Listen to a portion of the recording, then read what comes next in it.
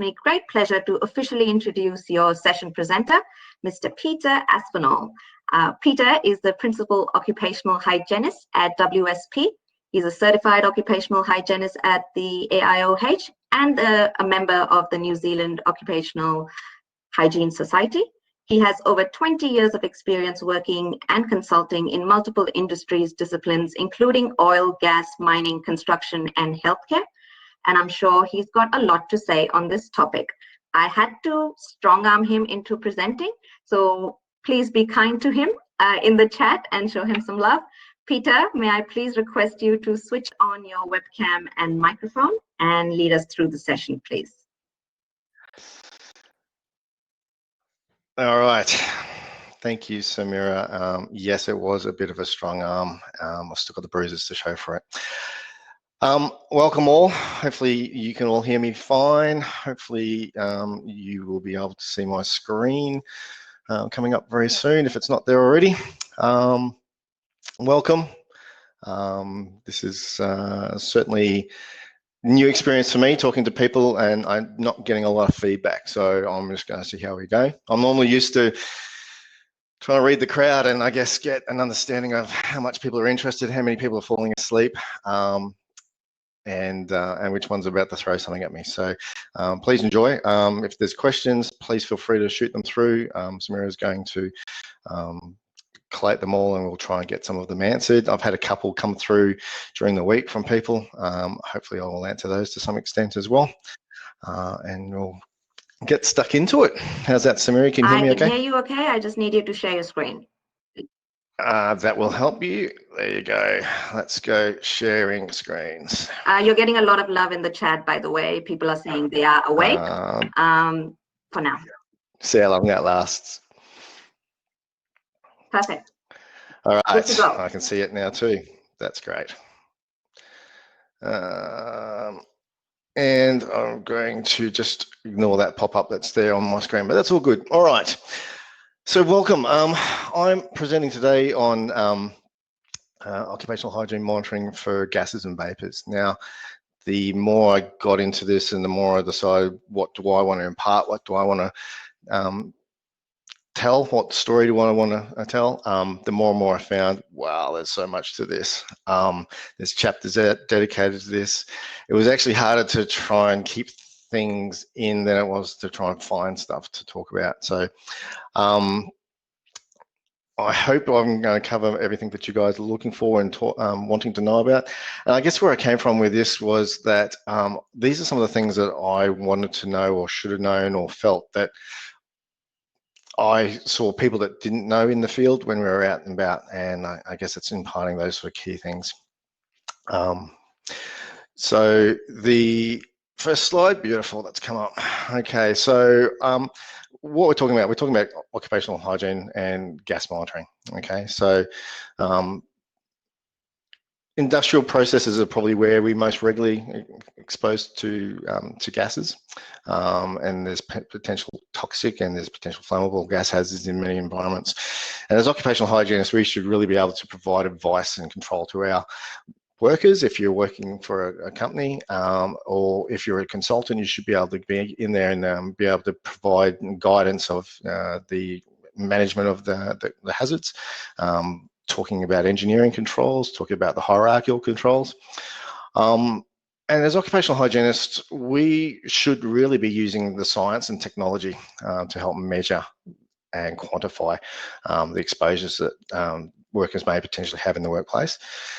And as part of that, this is one of the critical things, and it's probably what really attracted me to occupational hygiene, was that we get tools and we get toys that we can play with, and we get equipment that we can go and use in the field and take measurements, to put some numbers around what those hazards are. You know, anyone can tell you it's dusty, anyone can tell you it's noisy, but we're in there to tell you how dusty, how noisy, or how much gas is in that environment.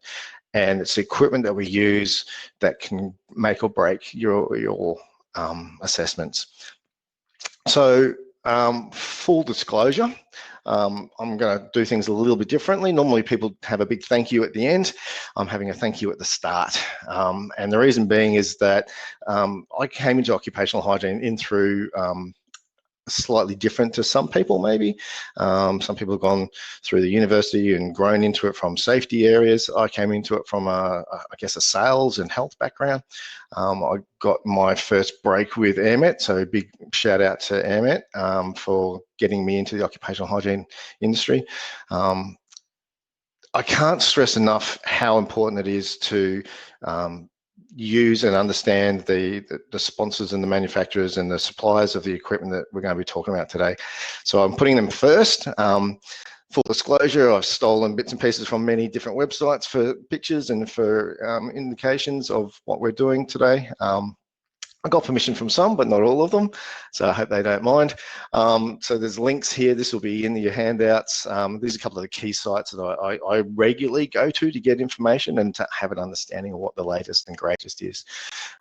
So big shout out to these guys. And I can't stress enough.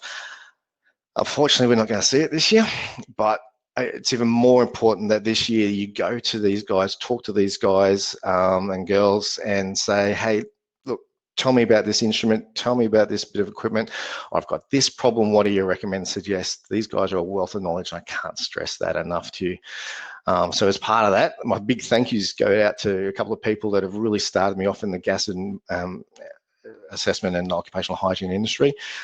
There's a few other people up there that some of you will know. Pete Shields and Kelvin Butcher from AirMet, and Mr. Brown himself, Industrial Scientific. So those three guys really got my passion for gas monitoring and for the occupational hygiene side of the business through AirMet. Debbie Dietrich, a lot of you will know through SKC. She has been, I guess, a massive impact in my understanding and knowledge around gas monitoring from the SKC range of products, and her passion for the industry is just amazing. So a big shout out to those guys. And then the four down the bottom are occupational hygienists that some of you will recognise. The guy on the end in the full face respirator, I think that's Rafael Lopez, but I can't prove that. He is probably the biggest supporter of me coming in and working safely in gas environments. So I can't thank Raf enough for his support and guidance and education. And the other three there are all BP hygienists that I've worked very closely with over times in different shutdowns, Jody, Mark and Andrew Bennett. They have, again, assisted me immensely in understanding this area. So a big shout out to them. So get that out of the way and get that done first. And we'll move on. This is the stuff you guys want to hear about. What we're looking about is gas. And we're going to focus on gases. True gases, as most of you understand, it exist at normal temperature and pressure. Okay, now that's STP. Most common is what we're breathing now, nitrogen, air, 79% of the atmosphere. Different gases in workplaces will be stored in containers and pressurized at times to reduce storage. As you can imagine, gases fill the areas, you can condense it down, you can keep it in smaller areas. Very important to understand and know where those gases are in your workplace. The vapors part of the assessment is the actual evaporation of materials off liquids at normal temperatures, and that's that dynamic headspace of a container or vessels, and the amount that comes in and out of a solution is very dependent on a number of factors in temperatures, air currents flowing across the top, and also the type of material it is, the volatility of that material.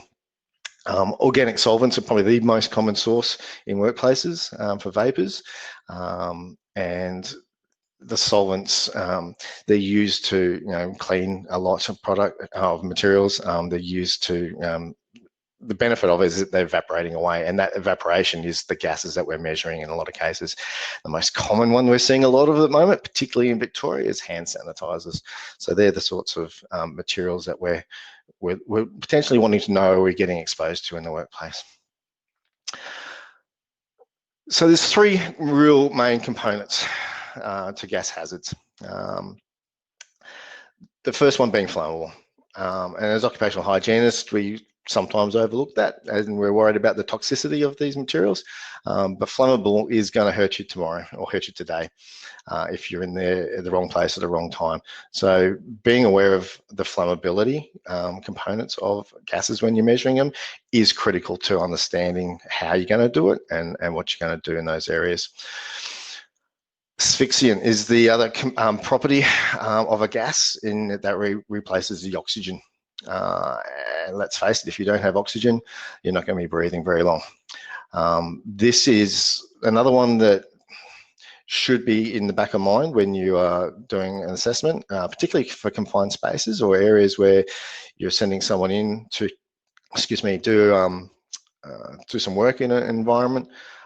If they're going into that environment, you might have the best protection in the world for that person with the best respirator, best organic cartridge on there, but if there's no oxygen, they're not going to be surviving in there very long.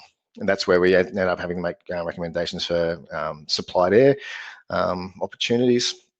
But the asphyxiant component and the oxygen sensor is a critical part of understanding gas measurements when you're on sites.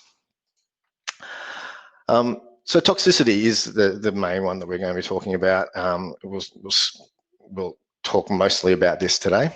And the difficulty with toxicity is that it varies so much between chemicals and the different gases that you're out there measuring. It is also difficult to measure. There's multiple different methods for measuring the toxicity, and we're going to try and touch on as many of those as we can.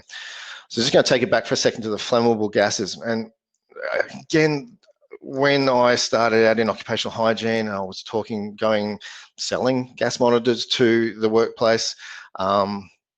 This is part of what I couldn't get my head around initially, that people weren't paying more attention to this, and as occupational hygienists, we're just leaving it to the Sparky on site to worry about, or in some of the mines, leaving it to the electricians to sign off and say, yes, that can go downstairs or underground, or no, that can't go into the plant. So I'm very quickly just going to talk a little bit about this. This is really important to understand as a hygienist, that different gases will have different ignition temperature points, flash points, and density as well.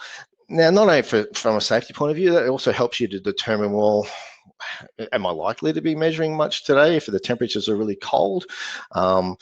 If I've got a gas that's coming off a liquid and it's got quite a high density, so if it has a number which is less than 1, it's going to rise up into the atmosphere and be able to be measured. But if it's a really heavy density, it's greater than 1, there's a likelihood it'll come up, and if it's coming out of a vessel, it'll just come up and go down. And is that an issue? Well, it might not be, but if you've got someone who's bending down to do some work in the lower part of a vessel, then we can have some problems there.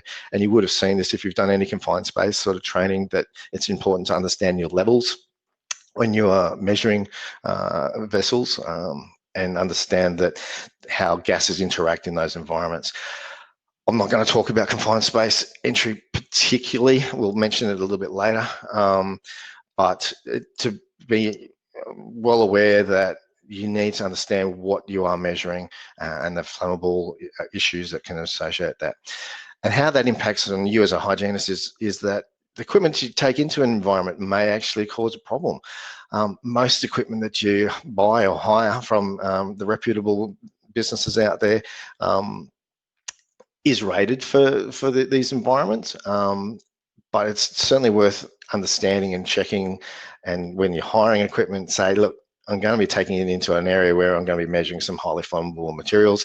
Is this equipment rated for me? And that's the funny little numbers you'll see on the side of your instruments. And if you're like me, you need your glasses now to read it. The EXIA 2C-T4 is pretty much the most common one you'll see on most gas monitors. If it doesn't have that, be very careful about where you're using it, and make sure that you speak to someone who can give you some good advice around the appropriateness of that. And all that's to do with is, the temperature of the surface that it may come in contact with, the type of gas that it can interact with, whether it's methane, whether it's acetylene or higher flammable ones, and the protection rating, the IA, is what's stopping the gas getting into the instrument, or what's stopping the explosion getting out of the instrument. Where does it sit in that area, and what those protection ratings are. Lots of information in there. Not going to have the time for that today, so let's skip through that. But if you've got questions about that, talk to the providers of your instruments. If they're selling it to you, make sure you've got the evidence, or make sure you check it with your on-site people, your electricians, that they're happy for that equipment to be used within this part of the plant. All right, so we have our first question, Samira, and hopefully this will work okay. And I've put a few questions in there. It's just more to keep you awake than anything else. So they're not that hard, but I would like to see how we go with people working this one out today. And if we are starting to get 60–70% of this, we'll move on, because this should not be hard. So what does LEL actually stand for? And thankfully, no one has chosen the loud explosion likely option, which is great. And pretty much that's most of you guys now picking up. Yep, lower explosive limit. Fantastic. Let's see. That's the right, correct answer. Well done all. Let's move on. Glad that you understand that one. All right, so yeah, there you go. There's the answer there for you, lower explosive limits. Now, this part can be a bit confusing for people, and if you can see my cursor, I guess the critical things here I want you to understand is a lot of people get this messed up at times and think that, well, I've got a 1.4% volume LEL for pentane, or does that mean anything over 1.4% on my LEL is going to be in the explosive range? No, it does not. Other gases to be aware of that actually do have some LEL values that are available online, acetylene and carbon monoxide.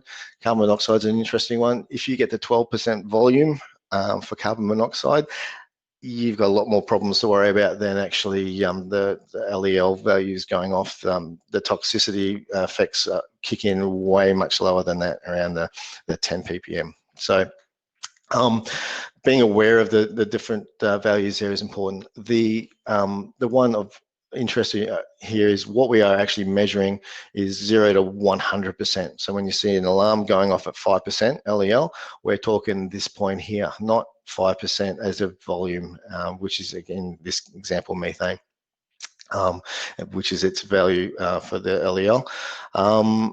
So we are talking this end. So there's quite large margins of safety built into this. And I guess it's critical that people understand this. It's not panic stations when those alarms go off, but certainly it's time to reassess what's happening and look at your controls. Do we need to be in here? Turn off the hot work processes if they're occurring, and reassess what's going on.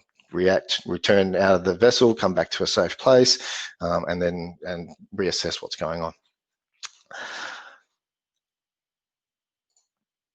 Excellent. Okay, so asphyxiant gases, we're going to touch back on this one again. Again, why is this important? Well, you don't have oxygen, you don't breathe. The oxygen can be depleted in an environment through displacement, so other gases coming into the natural air to replace the oxygen value in there.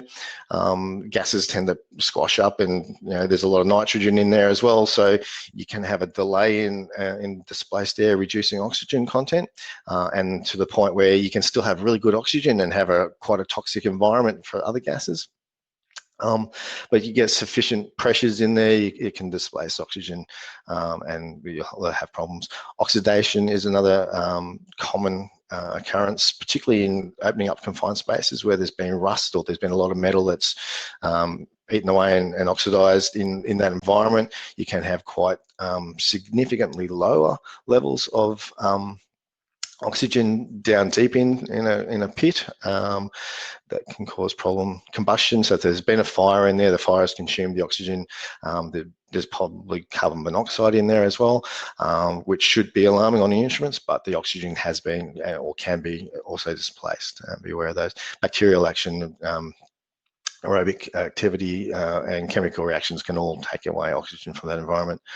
Sometimes that's great, and sometimes that's actually designed that way and it's pushed that way in processes, particularly in the oil and gas industry. They'll often do a lot of work in an inert atmosphere where they'll pump nitrogen into an environment to reduce the oxygen to significantly low levels, 0%, 1% sort of oxygen levels, to absolutely minimise the likelihood of combustion in that environment, or to stop an interaction with materials within that vessel, catalyst materials and those sorts of things. And that's where critical issues have occurred in the past. Working in those environments, specific training, additional PPE requirements and supplied air is really important, because anything less than around 19.5 is an alarm point on most gas monitors. Anything less than about 16%, you'll start to get some physical reactions, difficulty breathing, heart rate will increase. Anything less than about 4%, you really start to struggle, even in the briefest of exposure to levels at that. I couldn't find some more recent statistics, but the interesting thing for me was there was about 60 deaths between 2000 and 2012 in Australia, and considered the most of those were related to oxygen depleted areas, which is a pretty horrendous way to go. Just I guess a personal story, and just to show how things can change quite quickly and rapidly. I had an experience a number of years ago where I was working on a refinery, which will go unnamed, where we were doing vessel assessments, and it was about the third night of a week and night shift. I'd done that vessel multiple times. The night they were inerting the atmosphere in this vessel, and we're just doing routine assessments around the place. I went up to the top of the vessel to check it out, to see how readings were in the area, and just to get an understanding of what and how that vessel was going. They have plastic cover over the top to contain the nitrogen there. That wasn't on quite securely the night that I went there, and as I leant down, got closer to insert a probe to sample from that, suddenly started, like, my heart was racing. I'm thinking, oh geez, I thought I was better, a bit more fitted than I was climbing those stairs to get up here. And it just got to the point where I felt my heart racing, and it almost got quite lightheaded, and realized at that point that the gas monitor was starting to go off as well, and my oxygen levels were dropping quite rapidly. So I was able to walk back and step away, but it was quite disturbing that it had come out from outside of the vessel and was displacing the oxygen in the area where I was standing at the time. So it's not a pleasant feeling, and for it to go any worse than that, that has stuck in my mind how awful that would be. So at this point, we're just going to ask you another quick question, again, just to make sure you haven't dropped off, Samira. That will start up now. Yep, great. So this question is very quickly: what isn't a standard confined space gas hazard? And we'll give you a couple of seconds to go through this. And there'll be a few, but what about this and what about that? Questions come up for this, but reality is, in most cases, most of you seem to be getting this pretty good too. There's a little bit of a mixture. There's a couple of other answers in there that can be a problem. Ultimately, the standard confined space hazards are going to be, it's about 75% a year. That's looking pretty much like that. Most of you got it right. Nitrogen is isn't technically a standard confined space hazard. It can be if you're making it inert. Yes, 100%. But in most cases, when we're doing monitoring of a confined space, we want to know the oxygen, the hydrogen sulfide levels, which can occur quite regularly in confined spaces, and the carbon monoxide. They're the three big ones. The other one is LEL, the flammable levels. They're the four main ones. When we talk about a standard confined space configuration, or if you ask for an instrument from your rental teams, or for doing a confined space assessment, they are the four you must be measuring for: oxygen, LEL, H2S, and carbon monoxide. Nitrogen, 78%, 79% of it in the air pretty much most of the time. Generally, it's not the big problem for us. It's when that gets up to 100% displaces oxygen, then yes, there can be a problem. Most common, the oxygen, LEL, H2S, and CO. So good job, peoples. And every time I move my cursor, that's got it better. Okay, so let's go and talk about the toxicity. And as I touched on before, this is the biggest part, again, of occupational hygiene assessments, and what we're, I guess, probably most interested in today. The multiple measures, the measurement options that are available to us, and the multiple different bits of equipment that are out there. So when we start talking toxic gases, there's a large variety. They can have effects that are as simple as irritation, mucous membranes, eye irritation, a little bit of a cough at the back of the throat. I used to be able to know when I smelled ammonia. I could feel it at different parts of my throat, and generally knew how bad that ammonia level was getting by how far I could feel it in the back of my throat. Not quite calibrated, but it certainly was enough to make me go, yeah, that's getting a bit high.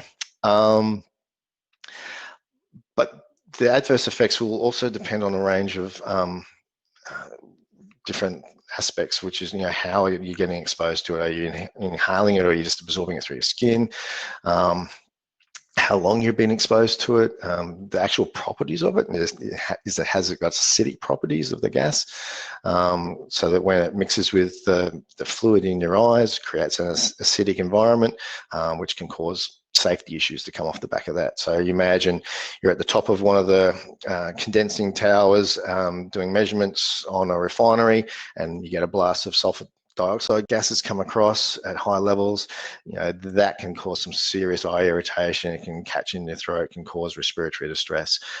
And at the top of a tower, you're going to now climb down a whole heap of stairs and ladderways to get out of that environment. That can become a safety issue. People falling downstairs and tripping over things because they can't see because of watering eyes. The other things we also need to consider are some of the additive facts. Have multiple different hydrocarbons, and one hydrocarbon on its own might not be a problem, but a few different hydrocarbons all combining together to create an increased toxicity, it can be a big issue as well. Also, some of the gases we're going to talk about and touch on have accumulative effects as well. So a couple of exposures is not going to be a problem, but over time you develop a response to it, an immune response to it, and get to a point like isocyanates where the smallest of exposures down the track will cause significant respirable and asthma effects in some people. So those are the sorts of things we're looking at. Target organs is also important to understand whether the gas is actually going to go to your head and cause feelings of euphoria, or whether you're going to start feeling sleepy or lightheaded, fall over and end up lower in a pit, so that you're now breathing gases that are just in the lower part of the pit. And being aware of whether it's affecting the lungs straight up. So being aware of those things are critical elements before you start, I guess, assessing the risk associated with gases. So how do you find this sort of information out? Where do you start to go to get this information before you do an assessment? Critical things are to go to workplace exposure standards and start understanding what gases you look for. Most common things are common because they're common. So go and have a look at the 700 plus chemicals that are there. Safe Work Australia updated the list on the 16th of December last year. Mainly the only real big change at that time was silica exposures for dust, but there are a lot more changes coming soon. Full disclosure, WSP has helped out with Safe Work Australia doing a whole heap of reviews of those 700 gases with toxicological review and exposure assessment reviews. the Safe Work Australia has put it on hold at the moment.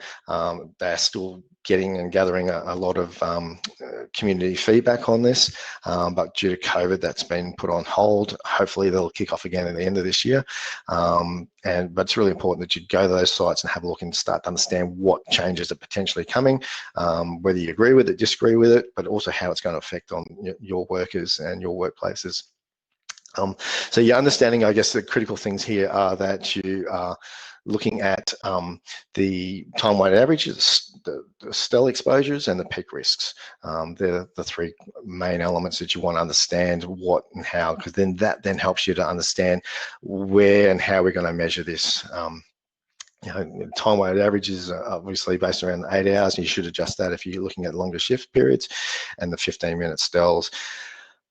Measuring something over a long part of the day is great, but if the person's actual exposures are only for a short duration in that entire part of their day, is that going to give you a really good understanding of what their exposures are? Probably not, because it's diluting down. So understanding how people are working with those gases and how that then is impacted by those workplace exposure standards.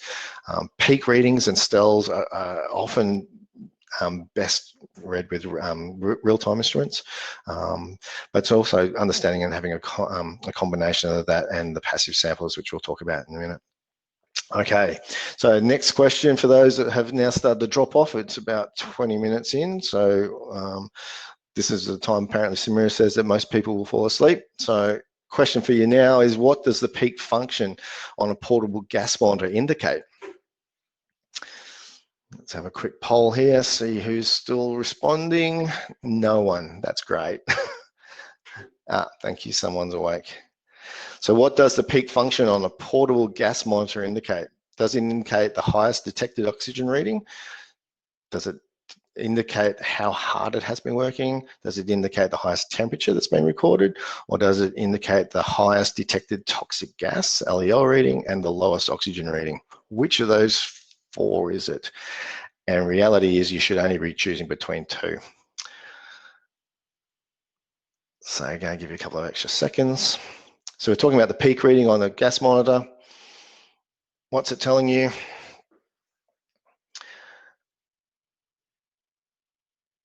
I'm starting to get most of you there now. That's pretty good. 80% of you. D is the correct answer in this case. It actually is the highest reading for the toxic gases in the gas monitor and any LEL readings that have been occurred, but it is actually the lowest oxygen reading that comes up. So when you start talking about peaks in an oxygen sensor, we're talking about the lowest readings that are occurring. Interesting thing with oxygen is that it has the also has the effect of elevated oxygen levels will cause some flammable combustion issues, and we'll touch on that a little bit later. All right, very good. Most of you are pretty much all over this, which I'm very impressed with, and having seen the list of people who are attending today, you should be. Well done. Key two things today, I just really want you to keep in mind. The critical things for doing gas monitoring are that you really need to identify and quantify the materials that you're looking for. So how do you go about doing that? How do you identify, if you haven't been to that site before, or you don't know what you're out there to be measuring, how do you actually find this out, or how do you know what to go and start to measure for? And it's critical you go and talk to people, go and get out in the field, go and have a chat to the guys working in the areas, start talking to the process engineers who can give you some information. I'd get a flow chart and put a flow chart together for the work process that you're going to assess. This is a complicated one, this one.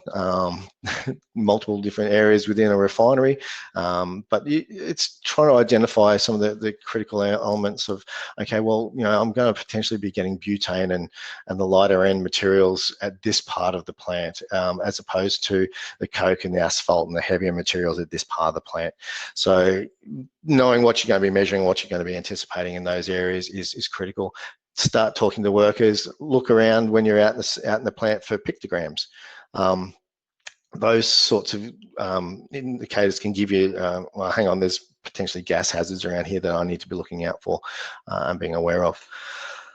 Talk to laboratory staff, quality testing, if that's happening on site, that can give you some really good indications of what likely we'll be seeing in different parts of the plant. Get data from fixed gas systems if they're around. But it's really important that when you're doing this, you're actually trying to identify where do we want to be measuring things in real time, and where maybe we can just gather a sample, send it off to laboratory to get it analysed. It's going to depend on the material that you're assessing and I guess the potential exposures in those environments. Do you want to know as immediately when that level is reached? So do you want an alarm to trigger? That's when you're going to need a gas monitor that's in real time. Or do you just particularly really want to assess it against a time-weighted average? So we need to be probably gathering a sample and sending that off for an analysis. And I guess this is a list of, more of the things to consider when you're identifying and quantifying these. Understand, are you doing this from a safety perspective or from a hygiene perspective? And they are quite different at times. As I said, the safety is more about now, what's going to hurt me right now? Do I need an alarm to go off? The hygiene is what is this gas and does it have effects of the long-term exposures? And a small level of gas over a longer period of exposure may actually be more hazardous for us than triggering alarms. So being aware of that. What method to use, the duration of the work that's going on in that environment. If it's a 5-minute job, you know what, we're not going to be able to do it because the minimum sampling time I need to do is 4 hours for that particular gas. Look at those sorts of things. Understand the limitations of your equipment. Can it be used in this environment? Can it actually get a reading at this low level? If we're trying to detect something that is coming out in the part per billion range, but the gas sensor actually only goes from 0 to 100 ppm, you know what, we're probably not going to show much on that gas monitor, which can potentially give us a false sense of security. Understand what your alarm limits are going to be. What are you going to do if an alarm goes off when you're out doing an assessment? Look at some of the practical controls that you might have to do while you're there. In shutdown environments, we regularly go in and as part of the assessment, looking at hot work about to be going on in that area. We'll often cover up drains with hessian or with solid closures to prevent explosions of liquid in those environments. So understanding what you're going in there to do is really important. Understanding those interim controls, do we wear a respirator for this task? Are we going to do something just now, which is quick and easy because it's going to get shut up soon and we won't have this problem after today's assessment? But also how to give that feedback to workers and be prepared to have those questions come from the workers going, is this stuff going to hurt me? I've been doing this for years. Is this going, this smell, I'm used to it now. What are you going to say to those sort of people and those sort of questions as they come up? So to quantify and to, I guess, really understand what the exposure risks are, you want to be able to measure it. And this is, as hygienists, this is us. This is what we do. There's different methods of doing it, and I'll try and jump across these really quickly because there's lots of information here, and I can't stress enough again, go to the websites, talk to your suppliers of the consumables, talk to the labs and get an understanding of how you're going to do this and the best outcome for you. Direct reading instruments, obviously, probably the one that most people think of when we start talking gas monitoring. They have multiple options available, even within gas monitoring. Whether you're doing gas monitoring using a coloured tube, that is a direct reading method still. Single gas instruments may just be one gas instrument, that's great. Wearing it in the breathing zone, often a lot of refineries will do a H2S, hydrogen sulfide, personal gas monitor in case people are exposed to that single gas, but that obviously isn't going to pick up if there's a low oxygen in that environment. So understanding the limitations there. Various different multi-gas instruments are available on the market. Whether you need to get portable gas chromatographs, those are around now. And what the personal alarms are going to be set for, whether we need area monitoring from a long-term perspective, that may actually work out a lot cheaper than giving everybody a gas monitor for a particular part of the plant. So then the other option you've got really is the diffuse sampling methods and the passive and active sampling processes. And that generally either involves badges or the tubes, where you're actually taking a sample of the atmosphere, putting it and capturing it, and hopefully gathering the right media to capture that gas, so then it can go off to the laboratory and be analysed. These are best for when you really need to compare apples with apples, looking at your time-weighted averages for an exposure over the day. And these are often a lot easier to actually capture from within the breathing zone of the worker as well, having a pin to the collar, having it in that area, so that then that result can technically be compared to the exposure standards that are out and about. So we touched on the gas tubes before. Gas tubes are a good source of measurement options available to people, and they often get overlooked. They're not sexy as a machine that's going to go beep, beep, beep when there's a problem, but this has the ability of being a really cost-effective tool in your arsenal as a hygienist when you're going to sites. Much cheaper to go and do multiple different gas assessments using tubes if you're trying to understand the process, than it is to go and hire multiple different instruments to do multiple different gases. And some of the gases can't be measured without a colorimetric tube, or don't have that option in real time. So this is, they have their places. They also have their problems. Don't get me wrong, it's only a snapshot in time, so it's not going to go into alarm and tell you that there's a problem. There are cross sensitivities, quite significant cross sensitivities at times, and they can be quite difficult to read. Color changes over time, different people in different light. At night time, if you're doing assessments at night, they can be quite difficult. And sometimes, depending on when you read it and how far you've read it along the process, it can continue. So you pick up a tube and it looks like it's a 10 ppm, and you go back and look at it an hour later and it says 50 ppm. So what's going on there? They also have some issues with high levels of humidity. The trick is to really understand that the tube has to match with the pump, and then you have to know the amount of information from the information sheets of that particular gas tube that you're using, how many strokes you're going to need to draw through the appropriate amount of air to give the appropriate readings. Other times you can potentially scale it up at significant values by a couple of extra pumps. So more is not always better in that environment. Then you've got your gas monitors, and this is, I guess, where there is multiple different options available. And this is where, if you've had any chance to go around the trade displays, this is the sort of stuff that will be on display at the conferences or with the different suppliers. This is the sexy stuff. This is the whiz-bang tools and gadgets, the Swiss Army knife of gas monitors. The instruments have multiple different connections, and you need to understand what can be put into them. Different sensors will take different power from the instruments, which will drain your battery quicker. The configurations may not always be possible. You might want a PID sensor and a CO2 sensor and an oxygen sensor and the LEL sensor in one instrument. May be possible, maybe not possible, depending on the brand, the manufacturer, who's supplying it.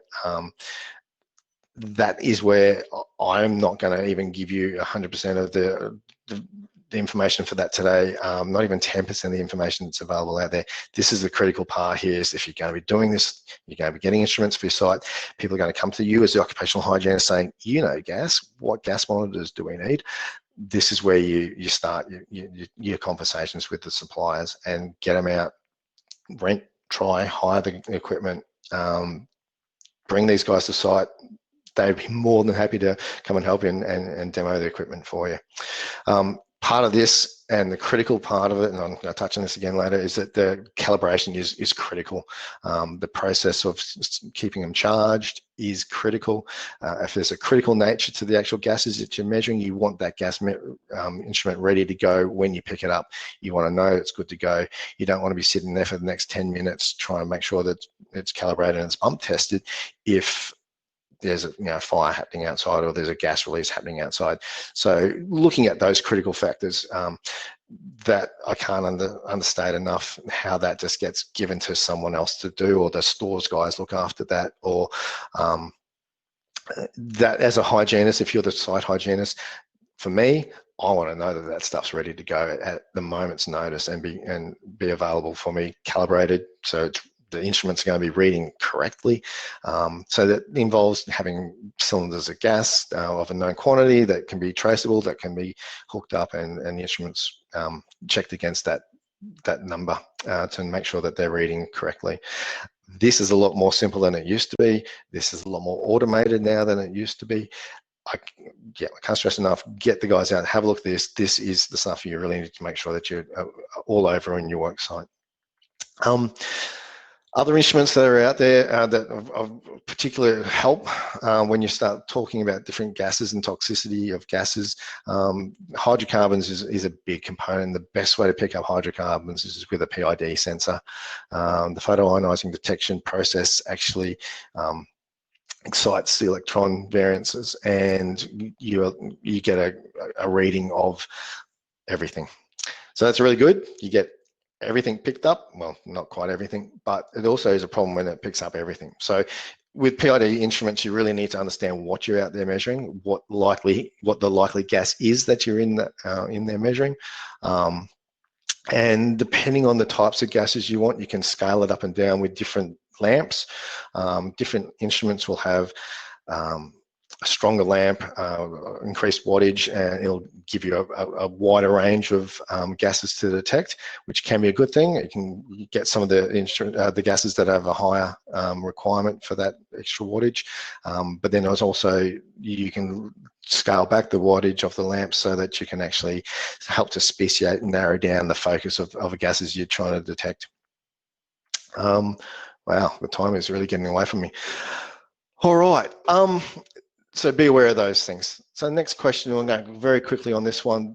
This shouldn't be too hard. I've mentioned it briefly, and if you're looking at slides and paying attention to the slides, you should be able to get this one. What is the most common PID lamp voltage that you would see in industry?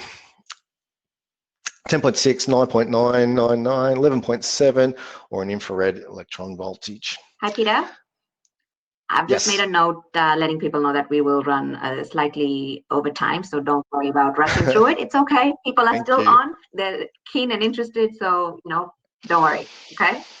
Like I said, I'm struggling to actually keep everything out of this one. But anyway, so we'll move on very quickly then. Most of you are starting to see that.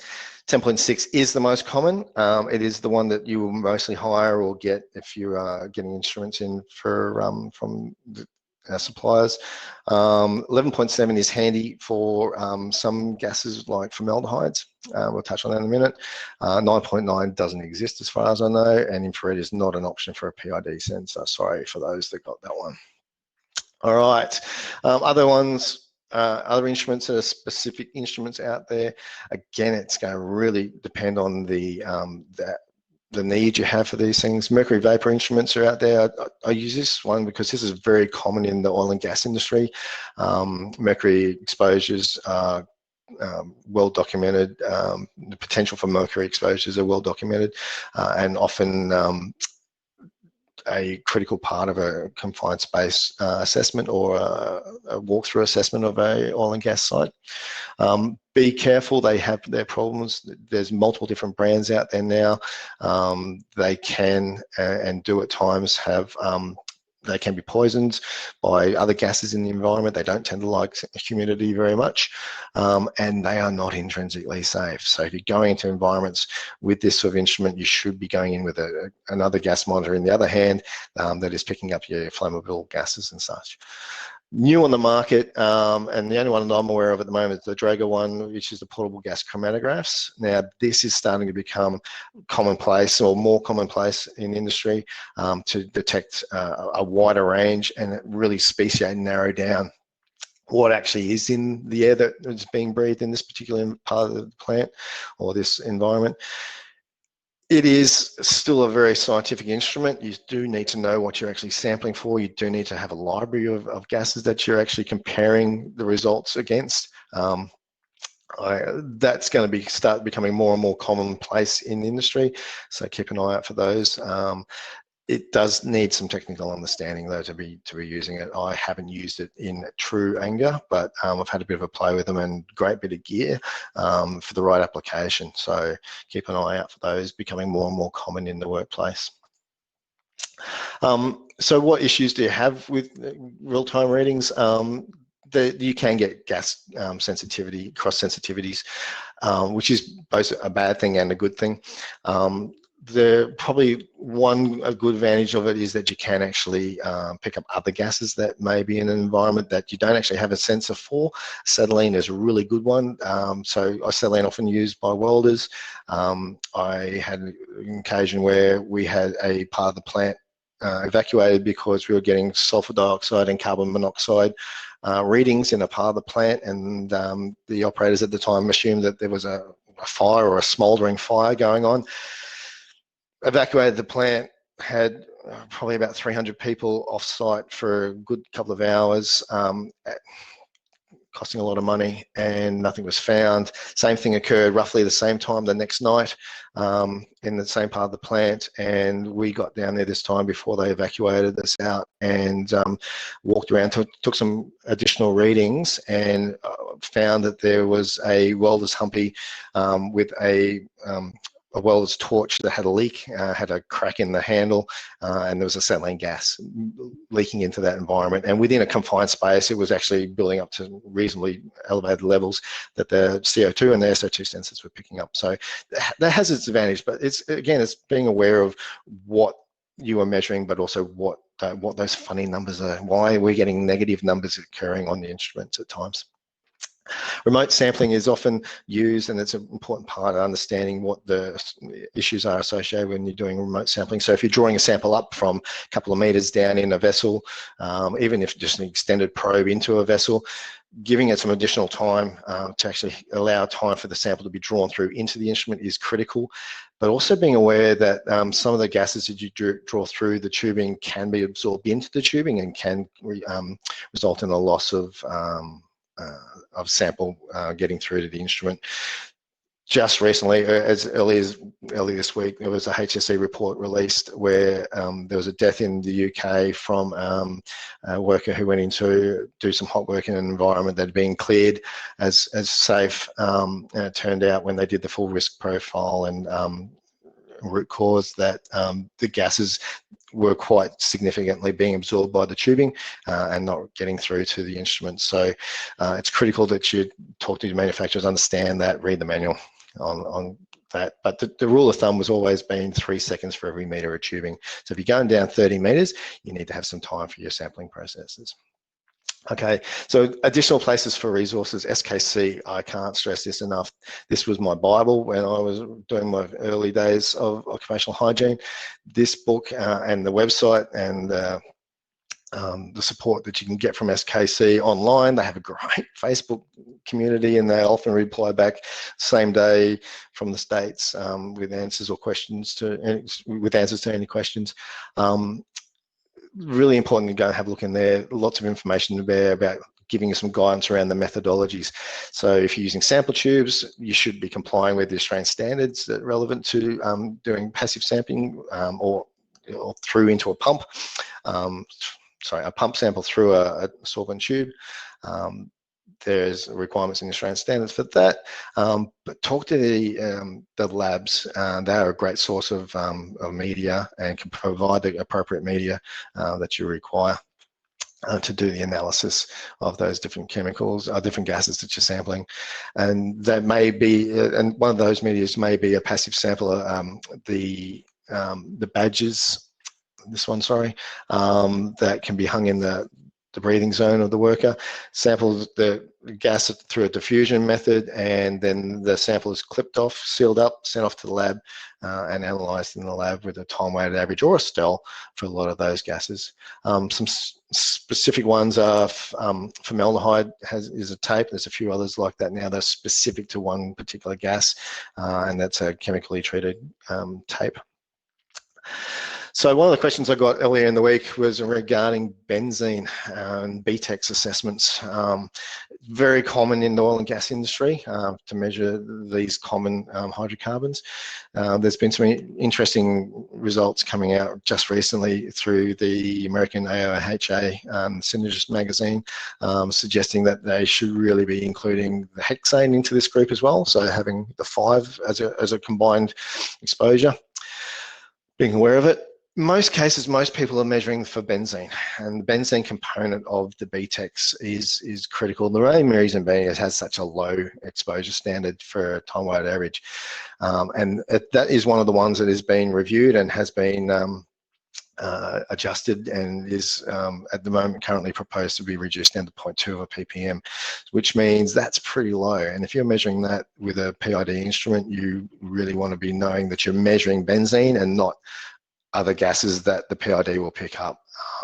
So the most current practice for that is using a specific PID with a load lamp rating, so it'll only pick up sort of the lower end of those compounds, and with a carbon scrubber tube to try and take out as much of the larger carbon chains that the PID could pick up, to try and just get just the benzene component coming through. But the critical thing here is that there is a TWA for benzene, so the badges and the diffuse badges are a great way of trying to understand the exposures to benzene. Also from that, obviously, you need to then also consider, personal health risks, and as benzene has a BEI, the biological exposure indices as well. So if you've got workers in those environments, they should be having medical assessments as well. So what does BTEX stand for? Skim through this very, very quickly, please, Samara. We'll touch on this one. This is just more fun than anything else. So the 4 gases that make up BTEX, and what does BTEX stand for? And everyone should be getting that one. No, it does not include bitumen. That was a trap for new players. My personal favorite is the last one, which has kept me going this week. Not quite. Oh God, it's been a long day. All right, so let's move on to that. Most people got that. Yes, it's benzene, toluene, ethyl benzene, and xylenes. All right. So the other question I got, and I'm trying to answer today, is formaldehyde monitoring. Critical for not every workplace, but a lot of workplaces will have some form of formaldehyde, particularly if you're pathology and the health industry, laboratories quite regularly exposed to that. So universities as well, those sorts of clients, those sort of people have potential exposures. The time-weighted average and STEL for formaldehyde exist, and both of those are going to be have been proposed to be reduced quite significantly. This will also impact on treated timbers and those sorts of locations. So from an indoor air quality point of view, if you've got a new build going in and you've got new materials going in, they've all been treated and there's formaldehyde coming out of carpets or those sort of materials, this can potentially have an impact.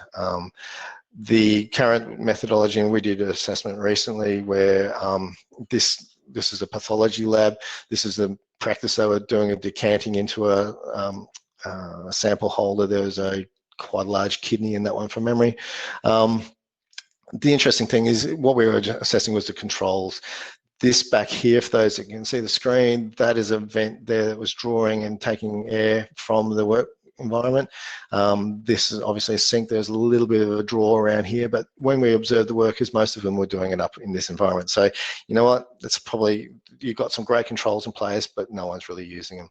So that's one of the good things we were able to do. We had a passive sample on each of these workers as well, and we did a number that were either 15-minute stills, or we had a time-weighted average on a number of them as well. So we kept it on them for the entire shift. So again, that can be done with a specific PID.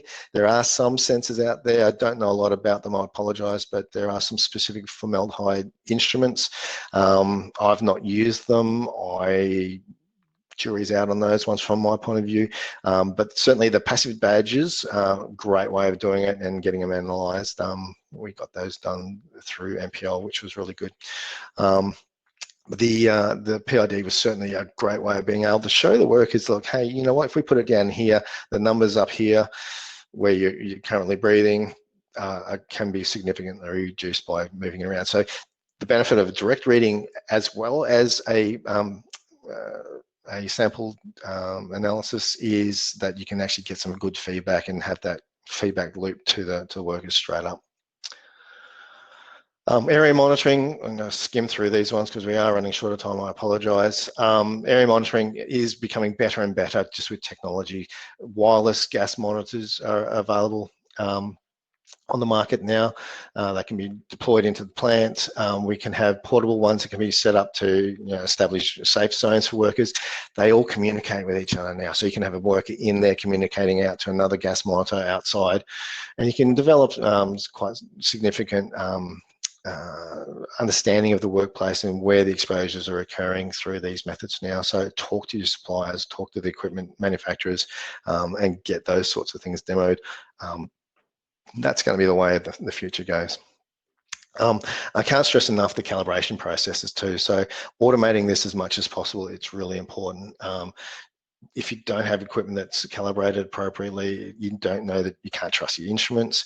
If you start getting distrust in your instruments, people start getting frustrated in the workplace. They start to ignore it, turn off the alarm. It's just a false alarm. It's just a false alarm. Oh my goodness, no, it's not. Really important part of the process is to make sure those instruments are working 100%.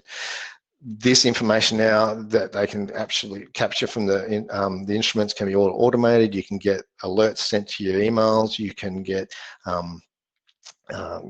daily trends, weekly trends, monthly trends of exposure. You can tell whether workers actually use the gas monitor, whether they turned it on or if they turned it off in the middle of an alarm event.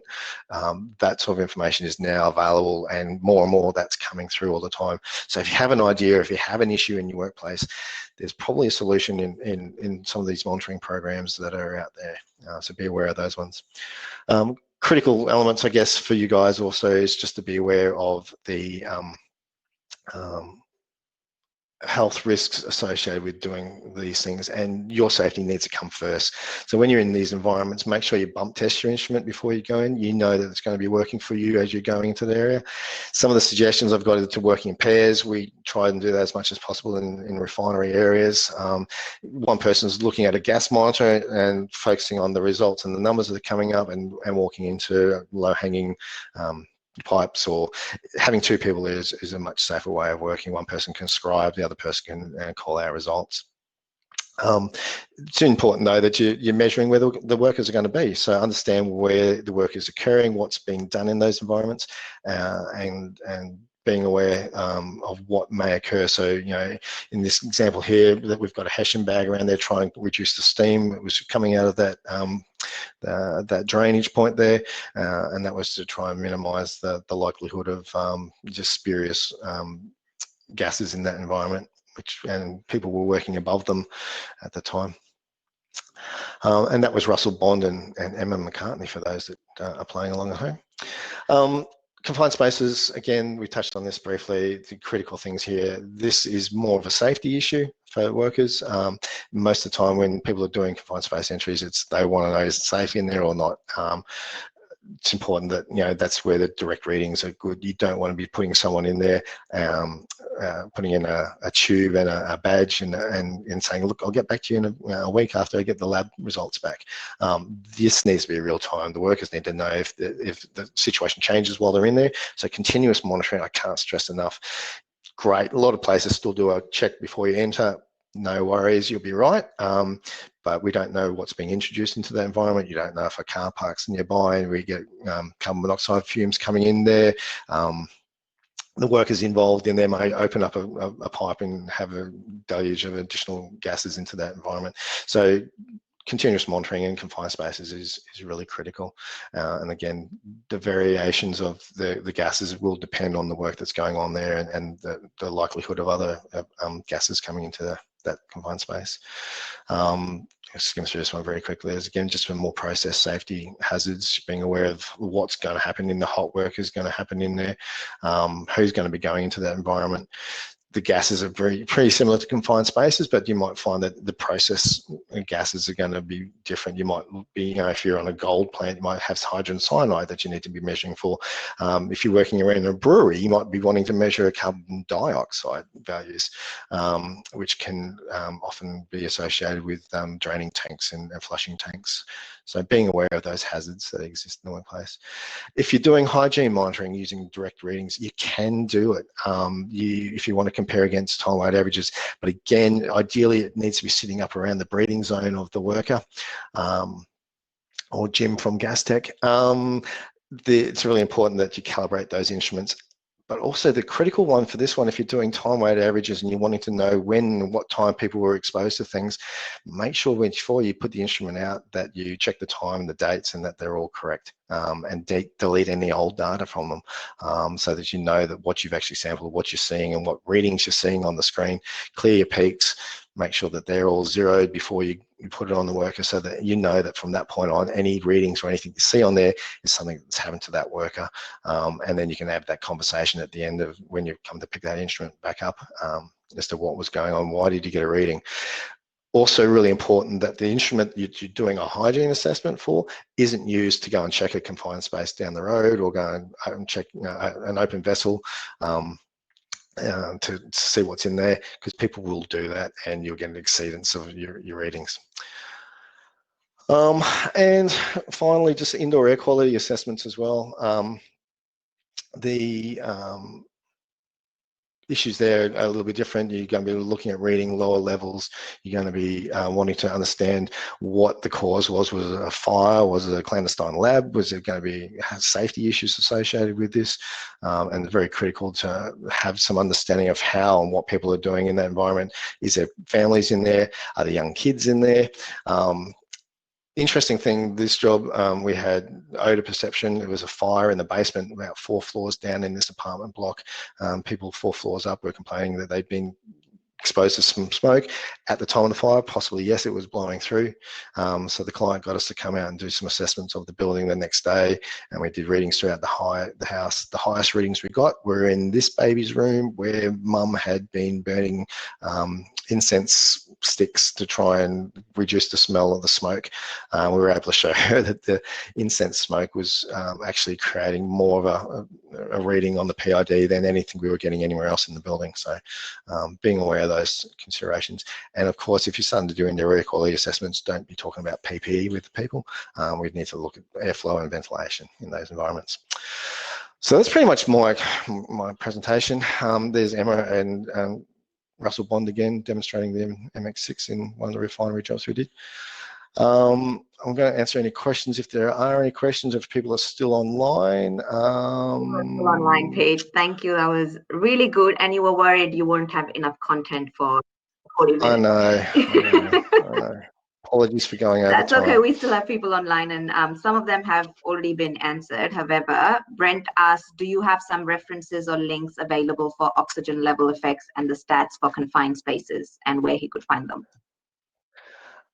Funny enough, that is in the attachments, and there's a few different articles and references right there on the screen as we speak. Perfect. Here's one I prepared earlier. Yeah, look, again, source of information, good place to start, Safe Work Australia website, and then go from there. Perfect. For anyone who's not downloaded the handouts, you can download them from the handouts tab, but you'll also get a recording of the full session. Pete, one last question from Tony was, do you know someone who can talk to and experienced with measuring coal tar pitch volatile? I hope I've said that right. Good question. Yes, there's a few different consultants out there that can probably measure that and assist with that. I'm happy to have that chat later on, if as a side, I guess. Coal tar pitch is difficult. It depends on temperatures. I'm assuming this is an application somewhere along the line, but yeah, it can be measured. Generally, you're wanting to understand what the volatiles are that are coming off. It's quite a range of materials coming out of there, from the bituminous materials. and it will vary dramatically based on temperatures. So yes, it can be done. I'm sorry, Tony, I don't know where Tony is from, but if get in touch with me, I'm sure I'll be able to find someone that can help you out with that. Perfect. And this was answered through the chat, but Christopher wants to know how much of a problem is sensor poisoning? Yeah, look, it is a good question. It varies, Chris. It depends on the gases, depending on what you're seeing. With the mercury ones, particularly, that is quite a well documented issue with the older type of methods using a Jerome. Great if there's no ammonia around, but there are other conditions.